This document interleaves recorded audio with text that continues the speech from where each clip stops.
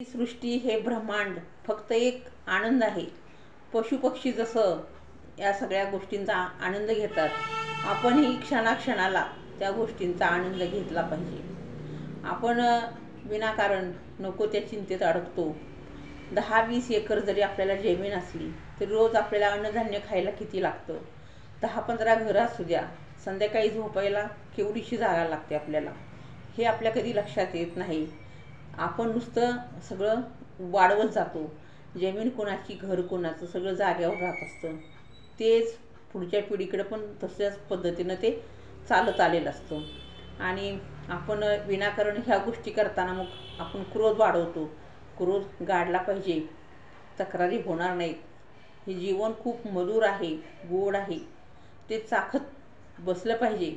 मैत्रीतला, नात्यातला गोडवा अधिकच राहील। डोंगराआड गेलेला सूर्य दुसऱ्या दिवशी डोंगरातूनच डोकं वर काढतो, पण आपले जिवलग नातेवाईक हे स्वार्थासाठी जर एकदा माथ्याआड गेले तर परत ते आपल्याला जवळ करत नाहीत किंवा दिसत नाहीत। हे सगळं जाग्यावर राहणार आहे हे आपल्याला माहीत असतं, पण ज्या वेळेला आपण खऱ्या अर्थानं मातीमध्ये गाडलं जाऊ त्याच वेळेला आपल्याला तो मोह संपतो। आपल्याला आत्मा आपला म्हणतो, हे बाबा आता कोणाशी स्पर्धा नाही, तुझं कोण कौतुक करणार नाही किंवा तुझ्यावर कोण टीका पण करणार नाही।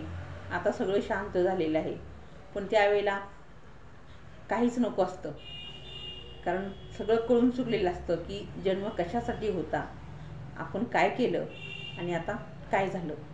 म्हणून रोजचा दिवस गप्पा मारा, मैत्रीत घालवा, आनंदी राहा, स्वतः आनंदी राहा, दुसऱ्याला आनंदी करा, हसवा आणि जीवनाचा आनंद घ्या।